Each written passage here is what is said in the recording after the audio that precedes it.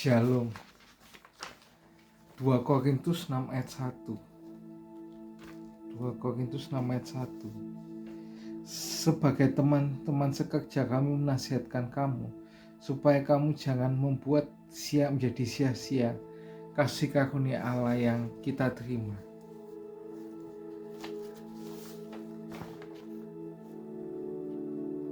Tuhan Yesus datang dalam dunia untuk menebus kita dari dosa yang membelenggu. Tuhan Yesus tidak ingin manusia masuk dalam binasaan, seperti yang dikatakan di Yohanes 3:16, karena begitu besar kasih Allah akan dunia ini, sehingga ia mengaruniakan anak yang tunggal, supaya setiap orang yang percaya kepadanya tidak binasa, melainkan beroleh hidup yang kekal. Tapi pada kenyataannya banyak orang yang menyadari atau tidak menyadari telah memilih hidup yang terhilang dan akhirnya masuk dalam kematian kekal. Ini yang dinamakan menyia-nyiakan kasih karunia Allah.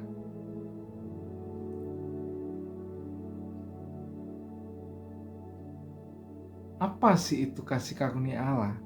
Kasih karunia Allah adalah anugerah cuma-cuma berupa kebaikan, pengampunan, dan kekuatan yang diberikan oleh Allah melalui Yesus Kristus.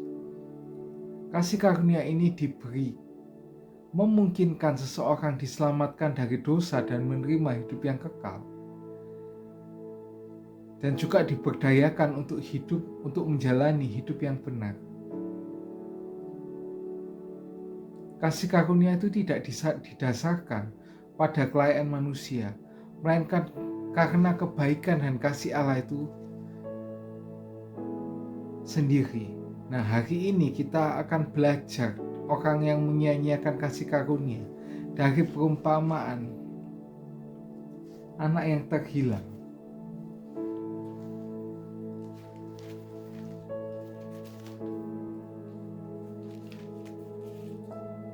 Kita baca dalam Lukas 15 ayat 11 sampai 32. Lukas 15 ayat 11 sampai 32. Yesus berkata lagi, ada seorang yang punya 2 anak laki-laki. Kata yang bungsu pada ayahnya, "Bapa, berikanlah kepadaku bagian harta milik kita yang menjadi hakku." Lalu ayahnya membagi-bagikan harta kekayaan itu di antara mereka. Beberapa hari kemudian anak bungsu itu menjual seluruh bagiannya, lalu pergi ke negeri yang jauh. Di sana ia memboroskan harta miliknya itu dengan hidup berfoya-foya. Setelah dihabiskannya semuanya itu, timbullah bencana kelaparan di negeri itu, dan ia pun mulai melarat. Lalu ia pergi dan bekerja pada seorang majikan di negeri itu. Orang itu menyuruhnya ke ladang untuk menjaga babinya. Lalu ia ingin mengisi perutnya dengan ampas yang menjadi makanan babi itu. Akan tetapi tidak seorang pun memberikannya kepadanya. Lalu ia menyadari keadaannya. Katanya, betapa banyak orang upahan Bapakku yang berlimpah-limpah makanan, tetapi aku di sini mati kelaparan. Aku akan bangkit dan pergi kepada Bapakku dan berkata, Bapa, aku telah berdosa terhadap surga dan terhadap Bapa. Aku tidak layak lagi disebutkan anak Bapa, jadikanlah aku sebagai salah seorang upahan Bapa. Maka bangkitlah ia dan pergi kepada bapaknya. Ketika ia masih jauh, ayahnya telah melihatnya. Lalu tergeraklah oleh belas kasihan ayahnya, berlari mendapatkan dia, merangkul dia dan mencium dia. Kata itu kepadanya, Bapa, aku telah berdosa terhadap surga dan terhadap Bapa. Aku tidak layak lagi disebutkan anak Bapa. Tapi ayah itu berkata kepada hamba-hambanya, lekaslah bawa kemari jubah yang terbaik, pakaikanlah itu kepadanya, dan kenakanlah cincin pada jarinya, dan sepatu pada kakinya, dan ambillah lembu yang tambun, sembelihlah dia, dan marilah kita makan dan bersukacita. Sebab anakku ini telah mati dan menjadi hidup kembali. Ia telah hilang dan didapati kembali. Maka mulailah mereka bersukaria. Tetapi anaknya yang sulung yang berada di ladang, dan ketika ia pulang dari dekat rumah, ia mendengar bunyi seruling dan nyanyian tari-tarian. Lalu ia manggil salah satu seorang hamba dan bertanya kepadanya, "Apa arti semuanya itu?" Jawab hamba itu, adikmu telah kembali dan ayahmu telah menyembelih anak lembu tambun karena ia mendapatinya kembali dengan sehat. Maka marahlah anak sulung itu dan tidak mau masuk. Lalu ayahnya keluar dan berbicara dengan dia. Tetapi ia menjawab ayahnya, katanya, "Telah bertahun-tahun aku melayani Bapa dan belum pernah aku melanggar perintah Bapa. Tetapi kepadaku belum pernah Bapa memberikan seekor anak kambing untuk bersukacita dengan sahabat-sahabatku. Tetapi baru saja datang anak Bapa yang telah memboroskan harta kekayaan Bapa bersama dengan pelacur-pelacur. Maka Bapa menyembelih anak lembu tambun untuk dia. Kata ayahnya, 'Anakku,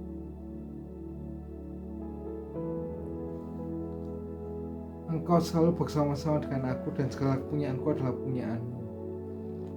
Kita patut bersukacita dan bergembira karena adikmu telah mati dan jadi hidup kembali. Ia telah hilang dan didapati kembali.'" Nah, apa penyebab seseorang itu bisa terhilang? Yaitu menyia-nyiakan kasih karunia Allah. Terhilang itu bisa juga mati. Sering katakan tadi di ayat 24, "Sebab anakku ini telah mati dan hidup kembali.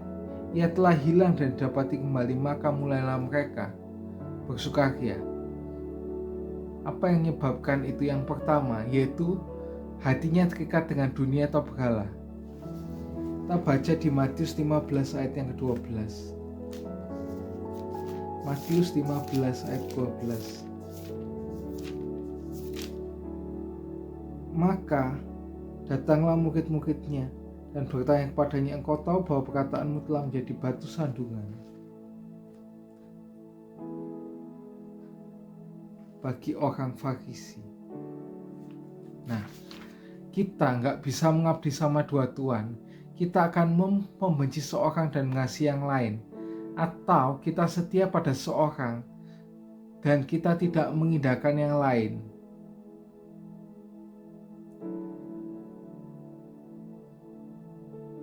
Maka itu juga dikatakan di Matius 6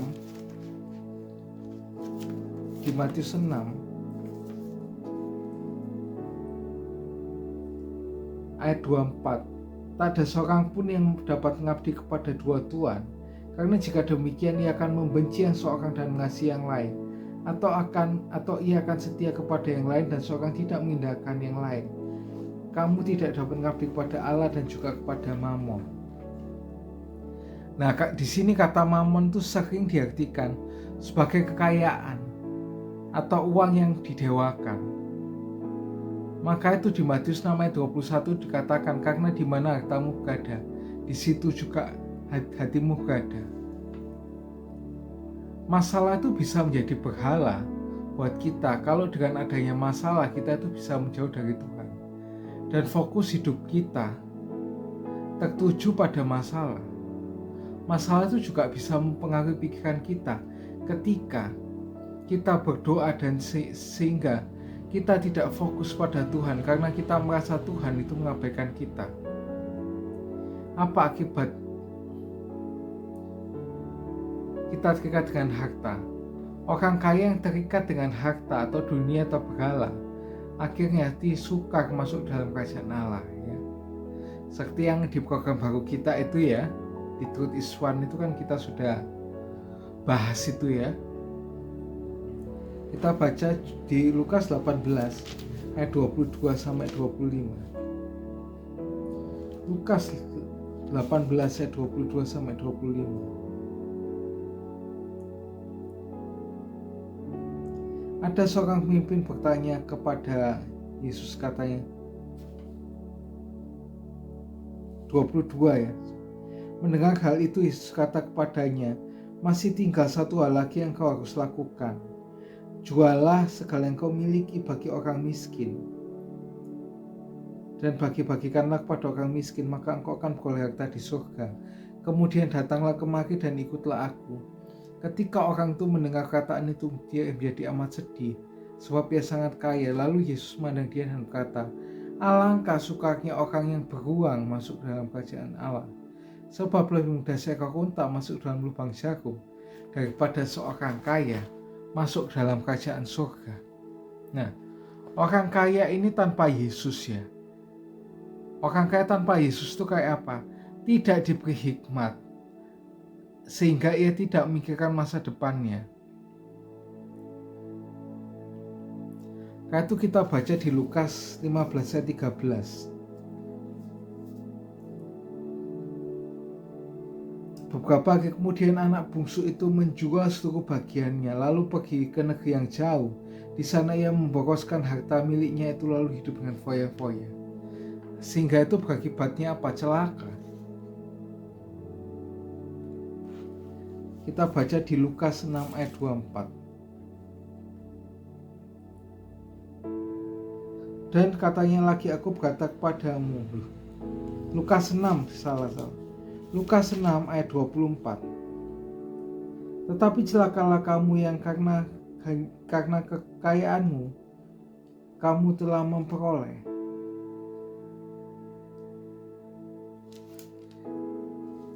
penghiburanmu. Yang kedua apa? Setelah tidak diberi hikmat, yaitu tidak diberi kuasa untuk menikmati berkat. Seperti orang kaya yang bodoh. Ya, juga seperti apa? Orang kaya tapi sakit-sakitan. Sehingga apa? Uangnya habis untuk berobat. Kita baca di Lukas 12 ayat 16 sampai 21. Lukas 12 ayat 16 sampai 21. Kemudian ia mengatakan pada mereka suatu perumpamaan, katanya, ada seorang kaya, tanahnya berlimpah-limpah hasilnya. Ia bertanya dalam hatinya, apakah yang harus aku perbuat, sebab aku tidak punya tempat di mana aku menyimpan hasil tanahku. Lalu katanya, inilah yang akan aku perbuat, aku akan merombak lumbung-lumbungku, dan aku akan mendirikan yang lebih besar. Aku akan menyimpan di dalamnya segala gandum dan barang-barangku. Sesudah itu aku berkata pada jiwaku, jiwaku, ada padamu banyak barang tertimbun bertahun-tahun lamanya. Beristirahatlah, makanlah, minumlah, dan bersenang-senanglah. Tapi firman Allah kepadanya, hai engkau orang bodoh, malam itu juga jiwamu akan diambil daripadamu. Dan apa yang telah kau sediakan, untuk siapakah itu nanti? Demikian jadinya seorang yang mengumpulkan harta bagi dirinya sendiri, jikalau ia tidak kaya di hadapan Allah. Nah, terus setelah apa yang membuat seseorang itu terhilang, selain hatinya terikat dengan harta, itu tidak menjaga hati. Maka itu di Amsal 4 ayat 23 dikatakan, jagalah hatimu dengan segala kewaspadaan, karena dari situlah terpancar kehidupan. Maka itu jangan munafik. Ya. Arti kewaspadaan dalam KBBI adalah keadaan siap siaga atau berhati-hati terhadap suatu bahaya atau peristiwa yang tidak terduga. Nah, kalau kewaspadaan menurut Alkitab itu dapat diartikan menjaga diri dari dosa dan godaan, dan menjaga hati serta pikiran agar tidak menyimpang dari ajaran yang benar. Nah, kenapa sih kita harus menjaga hati dengan segala kewaspadaan? Karena hati manusia mencerminkan manusia itu seperti yang katakan di Amsal 27 ayat 19 yang B. Kenapa kok cermin itu? Karena yang diucapkan dari mulut itu meluap dari hati. Orang yang baik mengeluarkan hal-hal yang baik dari pembendakaannya yang baik, dan orang yang jahat mengeluarkan hal-hal yang jahat dari pembendakaannya yang jahat. Seperti yang katakan di Matius 12 ayat 34a sampai 35. Nah, karena dari hati timbul dari segala yang jahat, pembunuhan, perzinahan, percabulan, pencurian, sumpah palsu, dan hujat. Itu seperti yang dikatakan di Matius 15 ayat yang ke-19.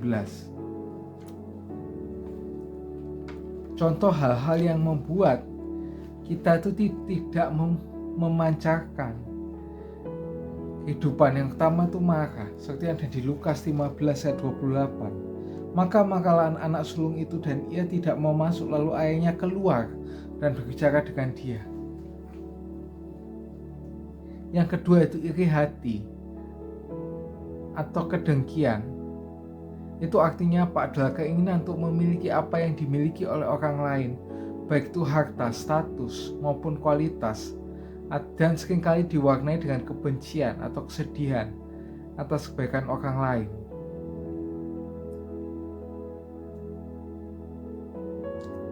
Itu seperti yang dikatakan di Lukas 15 ayat 29 sampai 30. Tetapi ia menjawab ayahnya, telah bertahun-tahun aku melayani Bapa dan belum pernah aku melanggar perintah Bapa. Tapi kepadaku belum pernah Bapa memberikan seekor anak kambing untuk bersukacita dengan sahabat-sahabatku. Tapi baru saja datang anak Bapa yang telah memboroskan harta kekayaan Bapa bersama dengan para pelacur. Maka Bapa menyembeli anak lembu tambun untuk dia. Yang kita bandingkan dengan Lukas 19 ayat 7. Itu ceritanya Sakeus ya. Tapi semua orang yang melihat hal itu bersungut-sungut, katanya, ia menumpang di rumah orang yang berdosa.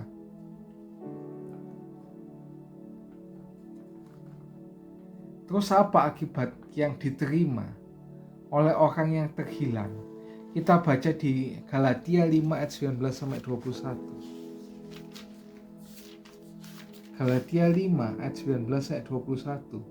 Perbuatan daging telah nyata, itu percabulan, kecemaran hawa nafsu, penyembahan berhala, sihir, perseteruan, perselisihan, iri hati, amarah, kepentingan diri sendiri, pencitraan, roh pemecah, kedengkian, kemabukan, pesta pora dan sebagainya.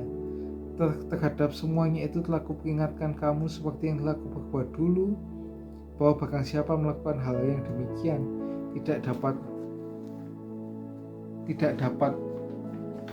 bagian dalam kerajaan Allah. Pengikut Kristus yang ada di ring 1 katanya dekat sama Tuhan Yesus, seringkali tidak menyadari apa yang dilakukan itu dosa, yaitu dosa yang tidak nampak, yang juga berakibat kita tidak mendapatkan bagian dalam kerajaan Allah.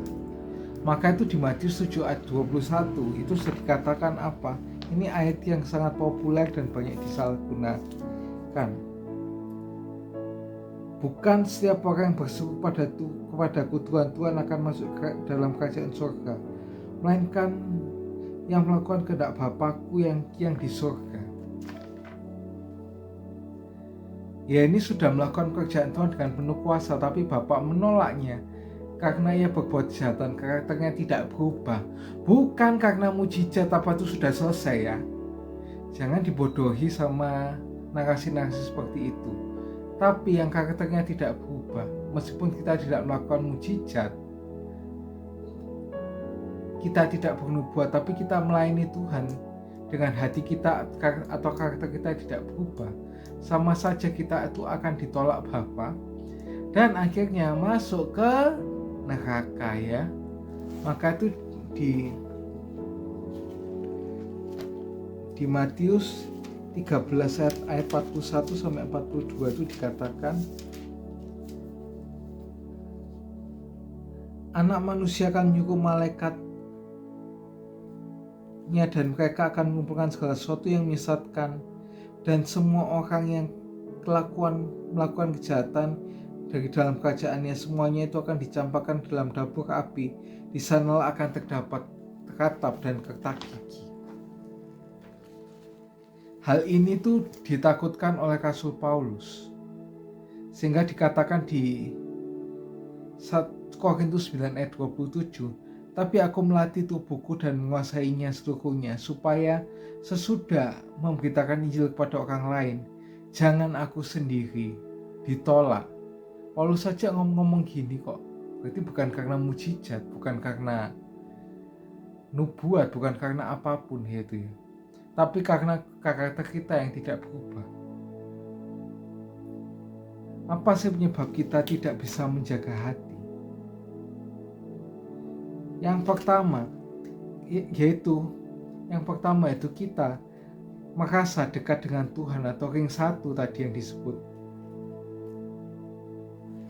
Yang kedua, tidak menyadari kalau diri kita ada dalam Bapa, atau kita sombong atau sok benar atau sok suci sehingga kita menghakimi sesama. Kita baca di Lukas 15 ayat 31. Kata ayahnya kepadanya, "Anakku, engkau selalu bersama-sama dengan aku, dan segala kepunyaanku adalah kepunyaanmu." Seharusnya kita sadar bahwa kita memiliki apa yang Bapa punya, yaitu kekayaan. Bukan kekayaan maksudnya banyak duit ya, rich gitu, enggak ya. Ketenangan dan kebahagiaan itu Bapa sudah kasih pada kita, sudah kasih sama kita ya. Bukan kita masih akan atau minta ya. Bukan juga mengajarkan teologi kemakmuran ya. Ketika kita ada dalam Bapa, seharusnya hidup kita serupa dengan segambar dengan Kristus.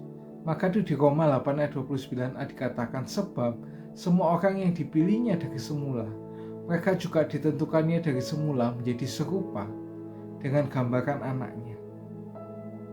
Nah, apa yang harus kita lakukan ketika kita terhilang? Yaitu caranya itu bertobat. Caranya gimana tobatnya? Mengakui kesalahannya. Seperti di Lukas 15 ayat 17-19. Lalu ia menyadari keadaannya, katanya, betapa banyaknya orang upan Bapakku yang berlimpah-limpah makanannya, tapi aku di sini mati kelaparan. Aku akan bangkit dan pergi kepada Bapakku dan berkata, Bapa, aku telah berdosa terhadap surga dan terhadap Bapa. Aku tidak layak lagi disebutkan anak Bapa, jadikanlah aku sebagai seorang upahan Bapa. Kita harus menyadari kesalahan kita. Kalau tobat itu pertama kali kita harus menyadari kesalahan kita. Kita menyesal, tapi kita nggak cukup sampai situ, yaitu bertindak. Tindakannya apa? Kita baca di ayat 20a. Maka bangkitlah ia, langsung sampai terakhir ayat 20. Dan ia pergi kepada bapaknya. Itu dia. Yang ia lakukan yaitu bertindak. Kita nggak harus cuma menyesal, tapi kita harus mengubah hati kita, dan juga itu merendahkan diri untuk mohon pengampunan. Seperti di ayat 21, kata anak itu kepadanya, Bapa, aku telah berdosa terhadap Bapa dan aku tidak layak lagi disebutkan sebagai anak Bapa.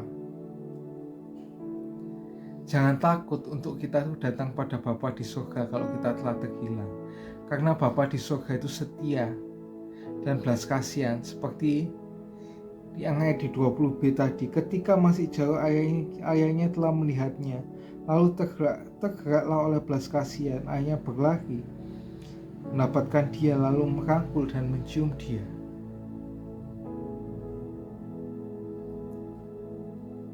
Dan juga di 2 Timotius 2 ayat 13, jika kita tidak setia, dia tetap setia. Nah, ini yang terakhir, ya bisa dibilang terakhir ini. Berkat yang diterima Tuhan, berkat yang Tuhan Yesus berikan kepada orang yang bertobat. Lukas 15 ayat 22. Tapi ayah itu berkata kepada bapaknya, lekaslah ke bawah kemari, jubah yang terbaik pakaikanlah itu kepadanya, nakanlah cincin pada jarinya dan sepatu pada kakinya. Itu yang pertama, apa? Kita diberikan jubah. Diberikan jubah itu artinya kita diampuni. Semua dosa-dosa kita dihapuskan oleh Tuhan Yesus. Martabat kita dipulihkan. Kita baca dalam Zakaria 3 ayat 3-4. Zakaria ayat 3 ayat 3-4. Adapun Yosua mengenakan pakaian yang kotor, walaupun ia berdiri di depan malaikat pada waktu itu, yang memberikan perintah kepada orang-orang yang melayaninya, tanggalkanlah pakaian kotor itu daripadanya. Dan kepada Yosua berkata, lihat, dengan ini aku menjauhkan kesalahan daripadaku. Aku akan mengenakan kepadamu pakaian pesta. Yang kedua, kita diberikan cincin, yaitu dikasih tanpa syarat.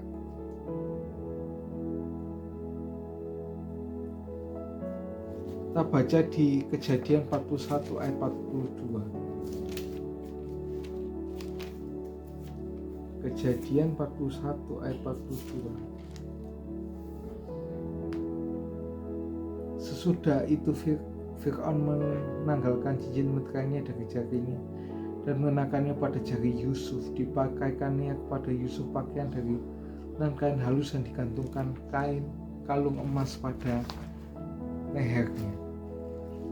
Ini juga merupakan simbol kuasa atau otoritas yang diberikan